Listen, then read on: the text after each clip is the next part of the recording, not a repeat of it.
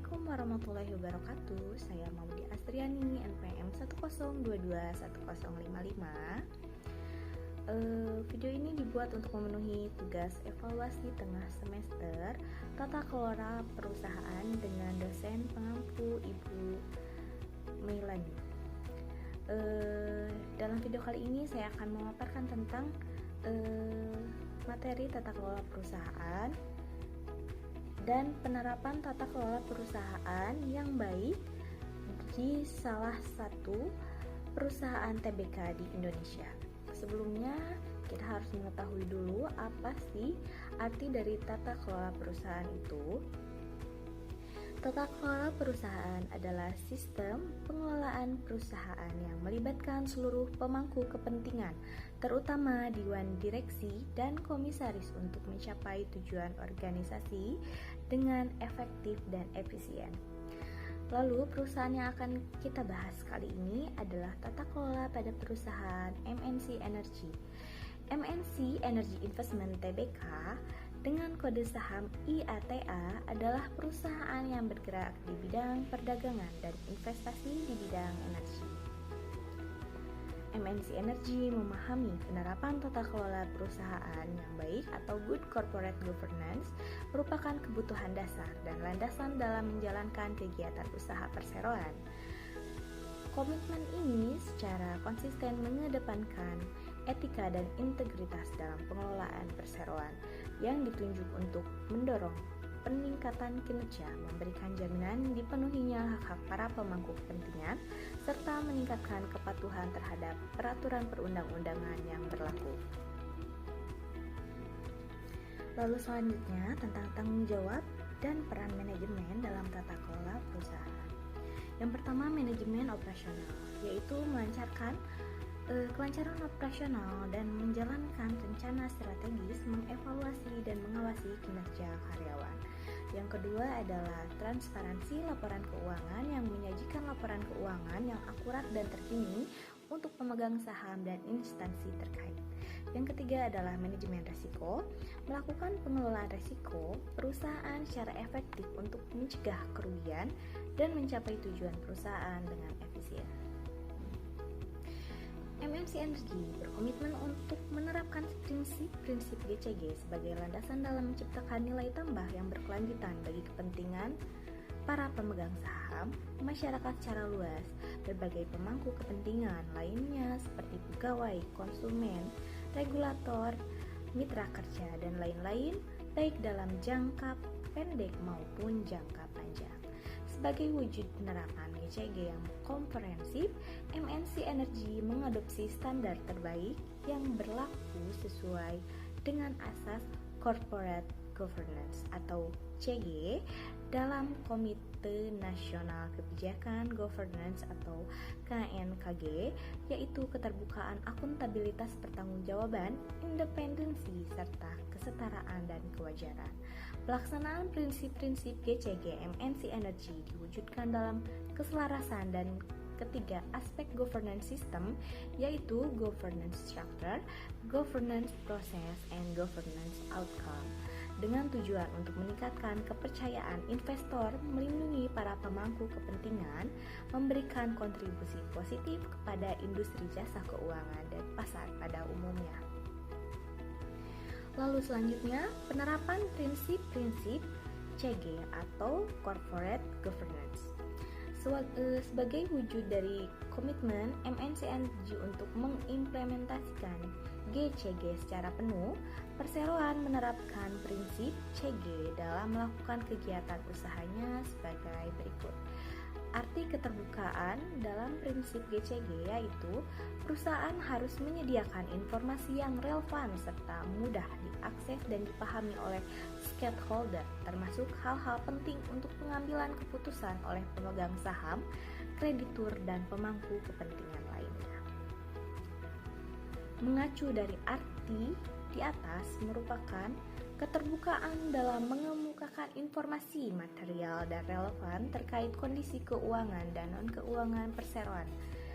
Transparansi diwujudkan oleh perseroan dengan selalu berusaha untuk mempelopori, mengungkapkan informasi keuangan dan non-keuangan kepada berbagai pihak yang berkepentingan, serta dalam pengungkapan tidak terbatas pada informasi yang bersifat wajib.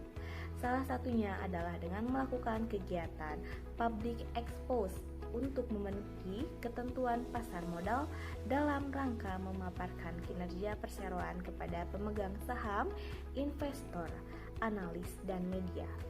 Pengungkapan informasi tersebut dilakukan perseroan dengan tetap mematuhi peraturan perundang-undangan yang berlaku dan disarankan oleh praktik CG. Penerapan prinsip keterbukaan ini tidak mengurangi atau menghilangkan kewajiban bagi perseroan untuk merahasiakan informasi tertentu sesuai dengan peraturan dan perundang-undangan yang berlaku atau atas dasar pertimbangan bisnis. Selanjutnya, akuntabilitas. Arti dari akuntabilitas adalah perusahaan harus dapat mempertanggungjawabkan kinerja secara transparan dan wajar. Pengelolaan perusahaan diarahkan pada pencapaian tujuan organisasi dengan tetap mempertimbangkan kepentingan pemegang saham dan stakeholder lain. Yang merupakan kejelasan fungsi ialah pelaksanaan dan pertanggungjawaban masing-masing organ dan seluruh jajaran perseroan, sehingga perseroan terlaksana secara efektif. Perseroan meyakini bahwa akuntabilitas berhubungan dengan keberadaan sistem yang mengendalikan hubungan antara individu atau organ yang ada dalam perseroan maupun hubungan antara perseroan dengan pihak yang berkepentingan. Perseroan menetapkan prinsip akuntabilitas sebagai salah satu solusi mengatasi perbedaan kepentingan individu dengan kepentingan perseroan maupun kepentingan perseroan dengan pihak yang berkepentingan. Dalam mencapai akuntabilitas ini, maka perseroan secara formal menyusun rincian tugas dan tanggung jawab jelas untuk masing-masing posisi dengan mempertimbangkan pemisahan fungsi dan mekanisme check and balance. Tidak hanya itu, perseroan berusaha untuk menyediakan sumber daya memadai sehingga tidak terdapat tumpang tindih tugas dan tanggung jawab. Yang selanjutnya adalah pertanggungjawaban. Pertanggungjawaban merupakan kesesuaian di dalam pengelolaan perseroan dengan peraturan perundang-undangan yang berlaku dan prinsip-prinsip korporasi yang sehat. Perseroan bertanggung jawab untuk mematuhi hukum dan perundang-undangan yang berlaku, termasuk ketentuan dan berhubungan dengan ketenagakerjaan, perpajakan, persaingan usaha, kesehatan, dan keselamatan kerja. Seluruh insan perseroan juga bertanggung jawab untuk mematuhi kebijakan, prosedur kerja, serta peraturan intern lainnya dalam setiap aktivitas kerja. Perseroan menerapkan akuntabilitas dengan mendorong seluruh individu atau organ perseroan menyadari hak dan kewajiban tugas dan tanggung jawab serta kewenangannya. Selanjutnya ada kemandirian, merupakan kondisi pengelolaan persero secara profesional tanpa benturan kepentingan, dominasi dan pengaruh dari pihak manapun yang tidak sesuai dengan peraturan dan perundang-undangan yang berlaku, serta prinsip-prinsip CG.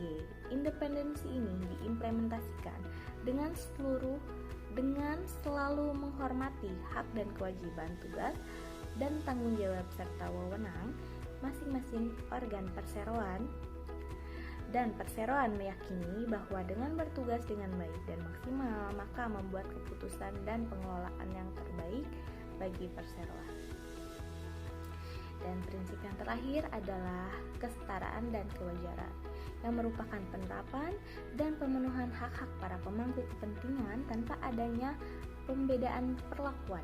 Perseroan menjamin bahwa setiap pihak yang berkepentingan mendapatkan perlakuan yang adil, wajar, dan setara sesuai ketentuan peraturan perundang-undangan yang berlaku. Di samping itu, perseroan akan menerima dan memperlakukan setiap pegawai secara adil dan bebas dari bias karena perbedaan suku, agama, asal-usul, jenis kelamin, atau hal-hal lain yang tidak ada kaitannya dengan kinerja. Oke, selanjutnya tentang manfaat dari good corporate governance. Yang pertama adalah memberikan kontribusi terciptanya kesejahteraan masyarakat, pegawai, dan stakeholder lainnya, dan merupakan solusi yang baik dalam menghadapi tantangan ke depan. Yang kedua adalah adanya suatu pendekatan yang terpadu berdasarkan kaidah demokrasi, pengelolaan, dan partisipasi perusahaan secara legitimate. Yang ketiga, meningkatkan legitimate perusahaan yang dikelola dengan terbuka, adil, dan dapat dipertanggungjawabkan, meningkatkan efektivitas, efisien, dan produktivitas pemakaian sumber daya perusahaan. Dan yang terakhir adalah menciptakan daya tarik investor, bahwa investasi aman dapat dikelola secara efisien, terbuka, dengan dukungan proses yang bertanggung jawab. Nah, selanjutnya kita akan bahas adalah tanggung jawab sosial perusahaan atau CSR. Adalah bentuk tanggung jawab perseroan terhadap seluruh stakeholder, baik karyawan, konsumen, pemegang saham, komunitas, dan lingkungan dalam segala aspek operasional perseroan.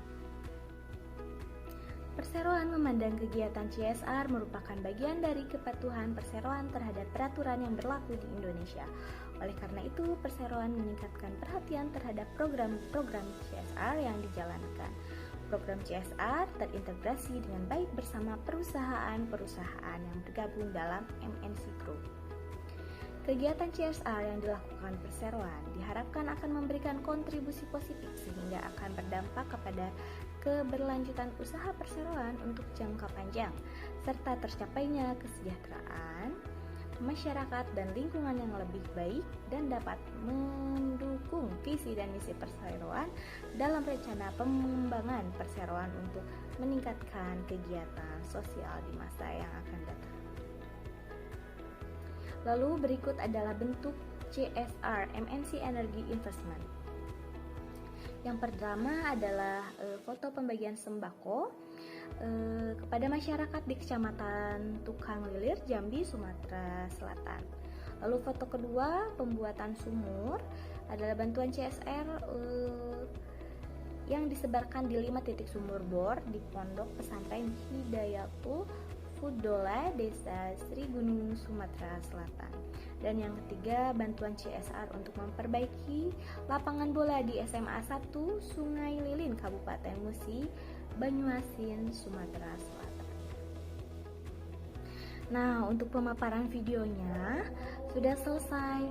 Semoga video ini dapat bermanfaat dan membantu teman-teman dalam mempelajari tata kelola perusahaan yang baik dan benar. Terima kasih.